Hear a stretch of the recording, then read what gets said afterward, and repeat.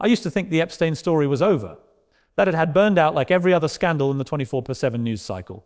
But then, quietly, almost too quietly, something started stirring again. It wasn't just rumors. It was documentation, connections, photos, testimonies, names that had once managed to slither out of the headlines were surfacing again.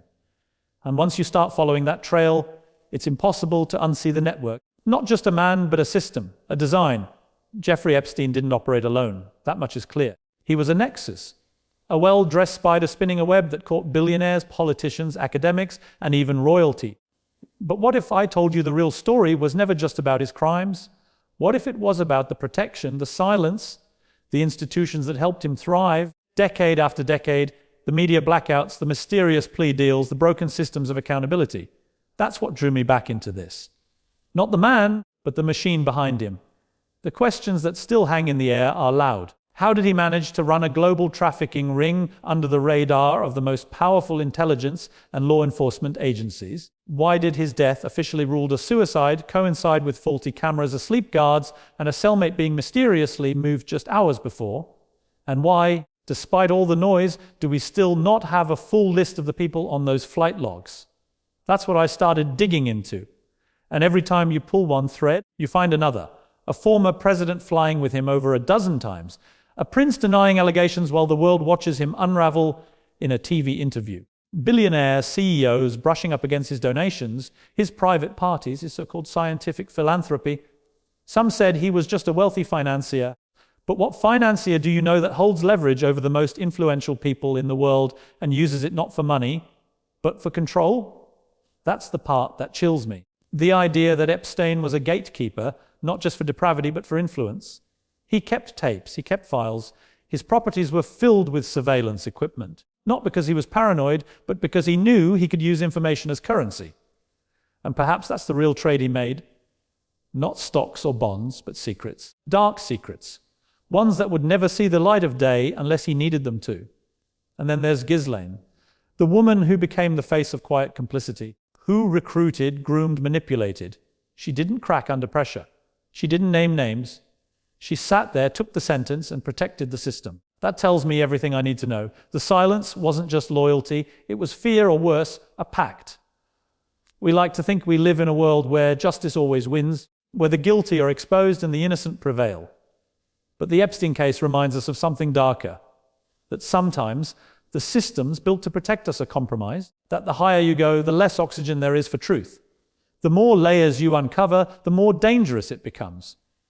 I couldn't help but ask, why now? Why is Epstein's name resurfacing in political speeches, interviews, conspiracy threads, and social media exposes? And the answer hit me because power is shifting. The institutions that once stood untouchable are cracking. Politicians are more vulnerable. Billionaires aren't worshipped like they once were. And the public is angry, hungry, desperate for accountability. That's why this matters again. Because it's not just about one man. It's about all the others who walked away untouched. The ones who went to the same parties, visited the same island, shook the same hands, and who still sit in positions of power. The truth is, Epstein's death didn't end anything. It started something. A slow burn, a distrust, a reckoning. People want answers. And they deserve them. I don't pretend to have all the facts. But I know what suppression looks like. I know what coordinated silence feels like. And this is not over. Not when there are files still sealed. Not when victims still wait to be heard. Not when new connections keep emerging between the names of yesterday's scandals and today's headlines. And maybe the scariest part of all is the realization that Epstein wasn't the only one. That he was just a symptom of a deeper disease. A structure where influence buys immunity, where secrets are weaponized, and where the wealthy protect their own. I sat with all of this. I thought about the implications, the people whose stories were buried, whose lives were shattered. And I realized, this isn't something to glance over. It's something to confront, even if it's uncomfortable, even if it's dangerous, because sunlight is the best disinfectant. And the more we pull this story back into the light, the harder it becomes for them to hide in the shadows. So no, the Epstein case isn't over. It's just finally beginning to mean something, and what happens next depends on whether we're brave enough to keep asking the questions they desperately want us to forget. I've been watching Putin for years, calculating, cold, always 10 steps ahead. But lately, something feels different. It's not just about Ukraine anymore. It's not even just about NATO or the West. There's a bigger game being played here, and Putin isn't just a piece on the board. He's trying to flip the entire table. And if we don't pay attention, we're going to wake up in a world we no longer recognize. At first, it looked like the same old pattern military build. Ups, propaganda, posturing. But when Russia invaded Ukraine, it wasn't just a land grab, it was a message. A declaration that the rules we thought governed the world no longer applied to him. He was testing us, and not just in Europe. Every move since then has been a probe. What will the West tolerate? How far can he go before someone actually stops him? And the scarier part, we keep showing him that he can go even further. Putin thrives in chaos. That's his arena. He doesn't just use military power, he uses doubt. He makes you question what's real. Was it Russia behind the cyber attacks? Behind the disinformation? Behind the energy blackmail? Probably. But by the time we figure it out, the damage is already done. He's already moved on to the next disruption, leaving the rest of us scrambling to catch up. And here's where it gets even more dangerous. This isn't just a Russian problem. Putin has allies. Not always officially, but ideologically. Leaders who admire his grip on power, who envy his ability to silence critics and manipulate elections. He's become a symbol for a darker kind of control, one that's creeping into democracies under the guise of nationalism, security, and traditional values. I've seen his fingerprints in the cultural wars, the fractured alliances, the erosion of trust in institutions. And all the while, he plays the victim, blaming the West, the media, NATO, as if he's the one under attack. It's strategic. He understands that if he can't beat the West in a conventional war, he can weaken it from the inside. Divide societies, fuel outrage, create enemies where there were none. You don't need bombs when you can get people to turn on each other. And he's mastered that art. But make no mistake, Putin's endgame isn't just about territory or revenge for the Soviet collapse. It's about legacy. He wants to be remembered as the man who resurrected Russian power, who stood up to the West and rewrote the post-Cold War order. He's willing to sacrifice lives, economies, even Russia's future to etch his name into history. That's the level of obsession we're dealing with. And that's why he's so dangerous, because he doesn't care about the cost. I've watched him escalate when the world is distracted, while the US is caught in its own political battles, while Europe is fighting inflation, while global attention drifts toward the next trending outrage. And every time, he uses that window to push the line a little further. Military drills in the Arctic, deeper ties with China, weapons deals with pariah states. It's death by 1,000 cuts. And yet somehow we keep underestimating him. There's a moment that sticks with me. A journalist once asked him if he regretted anything about how he's ruled. And he just smirked. That smirk. It said everything. He doesn't see this as a moral issue. He sees it as a game of power. Winners and losers. And in his mind, the West is soft, distracted, and morally weak. He believes he can outlast us. Not just in war, but in will. And honestly, I'm not sure he's wrong.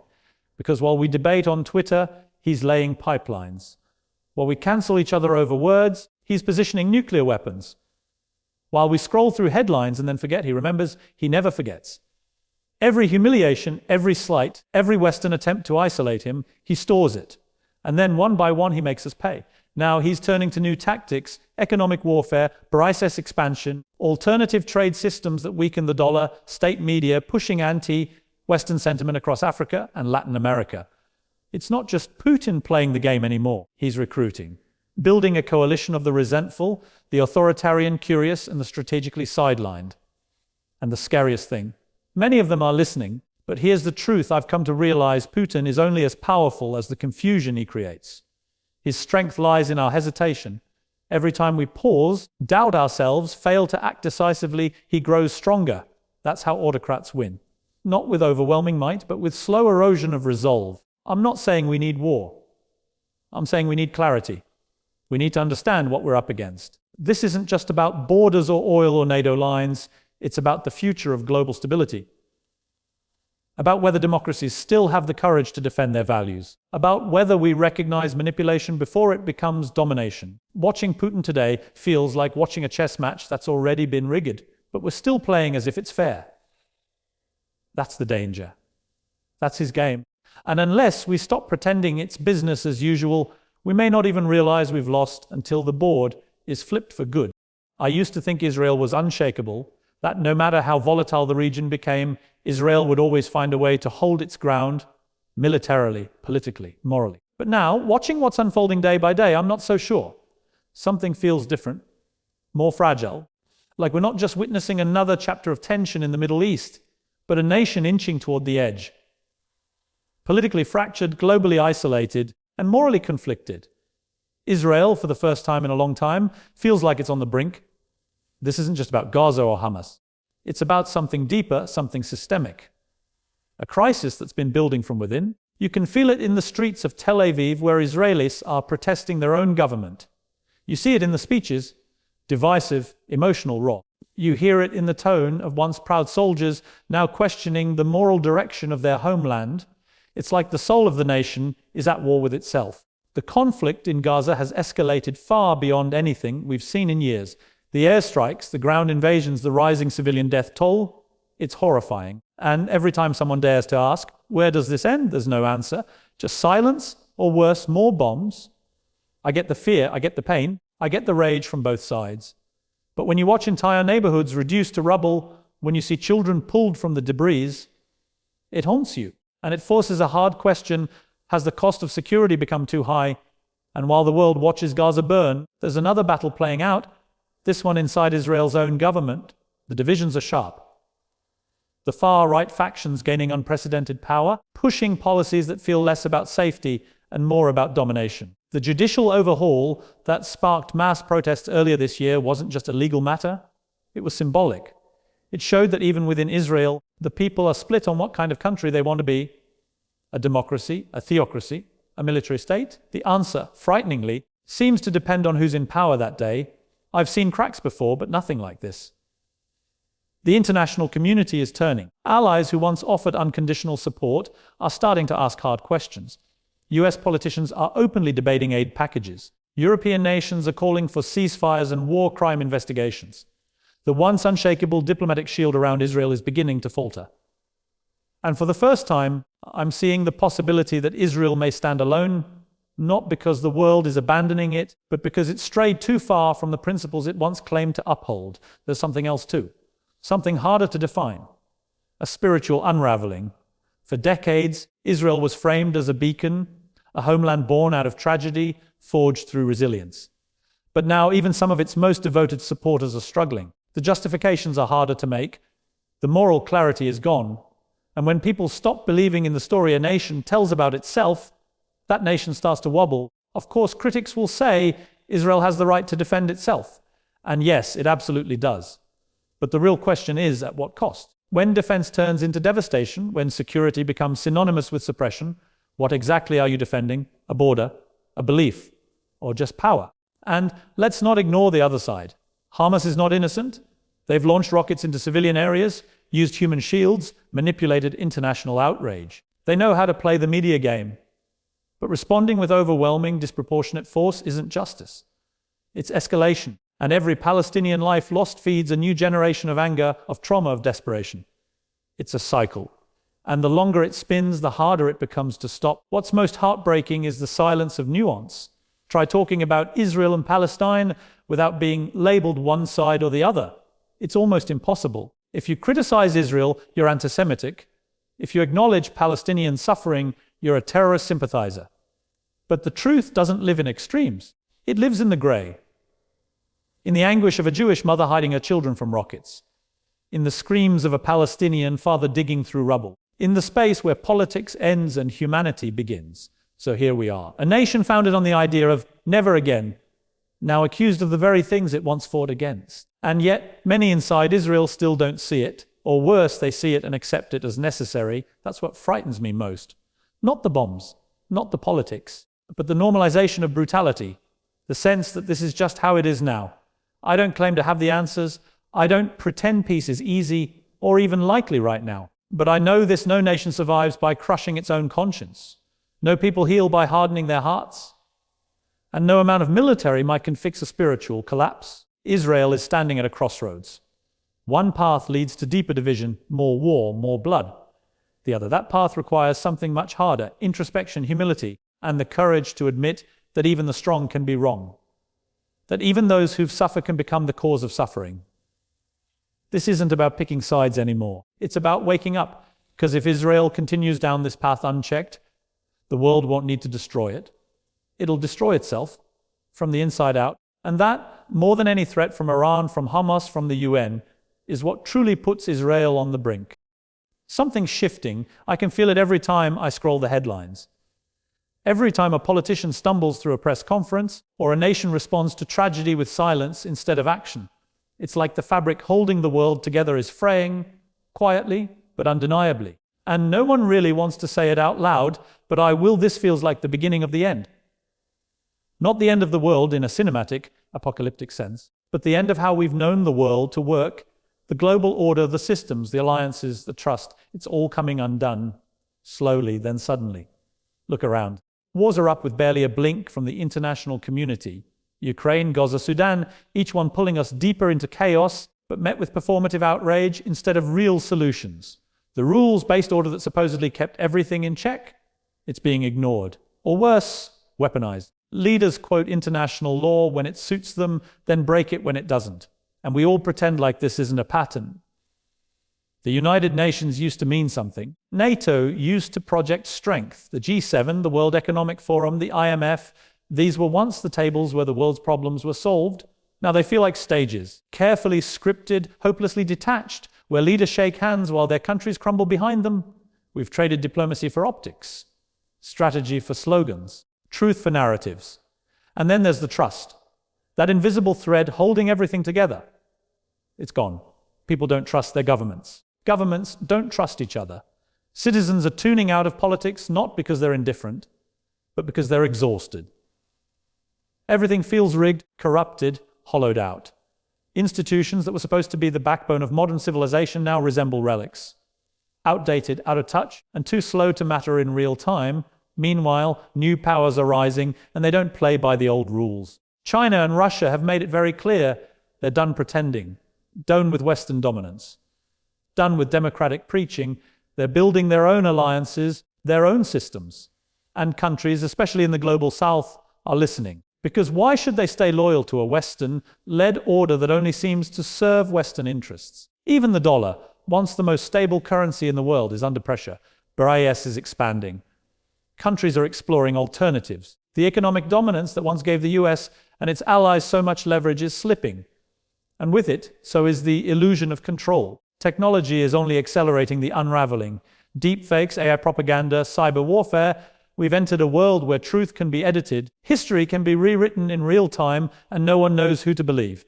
Social media gives everyone a voice, but it also gives every regime a megaphone, every conspiracy a platform, every enemy a path into your living room. We're no longer just fighting wars with guns, we're fighting them with data, with influence, with fear. And the worst part, we don't even realize we're in the middle of it. The moral clarity we used to cling to, that's gone too. What used to be good versus evil is now blurred into a mess of lesser evils. Every side has blood on its hands. Every headline feels like a Rorschach test. What you see says more about your beliefs than the facts themselves. And we're all so busy proving we're right, we don't see the bigger picture falling apart around us. I don't say all this to spread panic. I say it because ignoring it is more dangerous.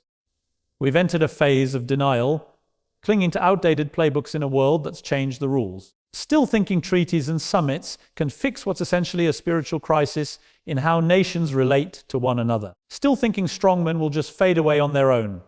Still thinking democracy will win just because it's better. It won't. Not unless we fight for it. Not unless we rebuild trust. Not unless we confront the hard truths that the global order we built after World War II is no longer equipped for what's coming. That the values we champion, freedom, justice, cooperation, have to mean more than rhetoric. That the systems we rely on need to be reborn, not patched. I know it's tempting to look away, to focus on personal survival, on day-to-day distractions. But history doesn't pause while we look down at our phones. The unraveling is happening now, in real time, and the longer we ignore it, the harder it becomes to reverse. There's still a chance to stop the slide, to write a new chapter, but it requires honesty. It requires leaders who are willing to lose elections in order to tell the truth. It requires citizens who are willing to question their tribes, their echo chambers, their blind spots. It requires courage, Not just on the battlefield, but in boardrooms, in classrooms, in living rooms. Because the beginning of the end isn't inevitable, it's a warning. And if we're wise enough to hear it, maybe, just maybe, we can turn it into the beginning of something better. But we can't wait for someone else to do it. The world we inherit is the one we allow to exist. And right now, it's calling for something different. Something real. This is the time to look up, not look away.